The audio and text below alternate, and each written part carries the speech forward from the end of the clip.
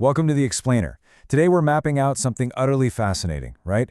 We're diving straight into a brilliant blueprint for rebuilding when absolutely everything falls apart. We're taking this ancient financial wisdom and applying it perfectly to the very real, very modern ruin that so many people are experiencing right now. We're going to break down the actual architecture of a financial collapse and, more importantly, the foundation you absolutely need for true restoration. So let's jump right in. Sometimes it involves going broke again. Boom.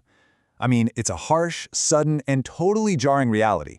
Our source material here doesn't sugarcoat it one bit. Whether it's a massive market crash, a failed business venture, or just abruptly losing your job, a total financial collapse is devastating. We kind of trick ourselves into thinking wealth is this permanent structure once it's built, right? But this ancient text forces us to look right at the incredibly fleeting nature of money. When you lose it all, you are forced right back to zero. No exceptions. So how do we end up back at zero? Well, the fleeting nature of money violently collides with some pretty brutal modern realities. Think about it. Debt. Bad deals, like that guaranteed crypto investment your buddy swore by. Lawsuits. Or honestly, just plain overspending on lifestyle creep. Any single one of these can trigger a total collapse, but when you combine them, they form a devastating mechanism that brutally forces a transition straight back to the starting line. It just completely wipes the slate clean, whether you're ready for it or not. Section 1. The Root of the Fall. He who trusts in his riches will fall, but the righteous will flourish like the green leaf. So the crucial point is that misplaced trust is the absolute root of financial failure. This isn't just a suggestion, it's a definitive cause and effect statement. The fall isn't caused just by a bad deal. Actually, it's caused by the fact that your entire trust was anchored in the riches themselves. When the riches vanish, well, you fall right along with them. Conversely, the alternative is flourishing like a green leaf, which is organic, resilient growth that totally isn't dependent on whatever your bank account balance says. Section 2. The Slavery of Debt. Okay, let's dive into this severe reality. The borrower is slave to the lender.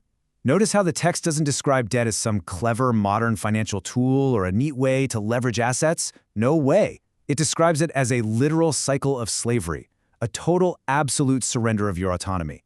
It is a stark hierarchy here. The rich rule, the poor are ruled, and when you sign your name to that debt contract, you're willingly entering into a master-servant dynamic. Pretty heavy stuff, right?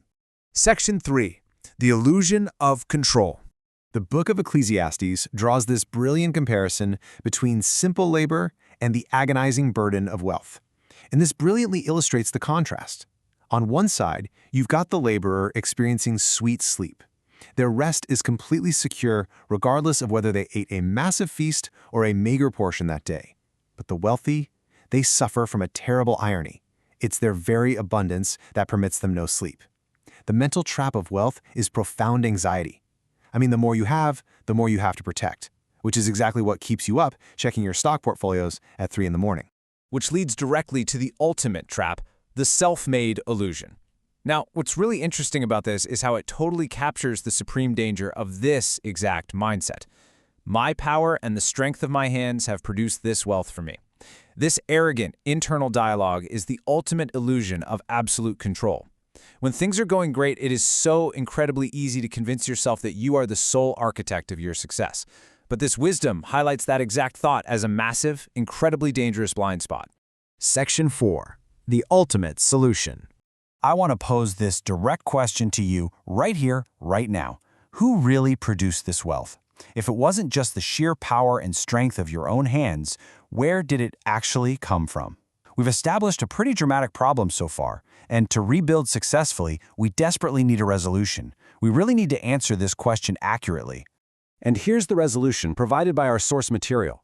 Let's move to the next insight and see how this builds perfectly to answer our question. It is He who gives you the ability to produce wealth. The true blueprint for restoration requires recognizing that the ability to generate wealth is a divine gift. It is absolutely not self-generated. And this wealth has a profound, highly specific purpose: to confirm an ancient covenant. This completely shifts the whole foundation of financial building away from just serving your own ego, and instead pushes you toward participating in a much, much larger framework. Because the fleeting nature of money guarantees that trials will come. Whether it's overspending, bad deals, or just the chaotic nature of the world, A crash of some kind is pretty much inevitable. So when that crash comes, will you rely on the illusion of your own strength, which permits no sleep and leads straight to a fall? Or will you rebuild upon this divine blueprint, acknowledging the true source of your abilities? Think deeply on exactly where your foundation lies today. Thanks so much for joining me for this explainer, and keep questioning the structures you're building your life upon.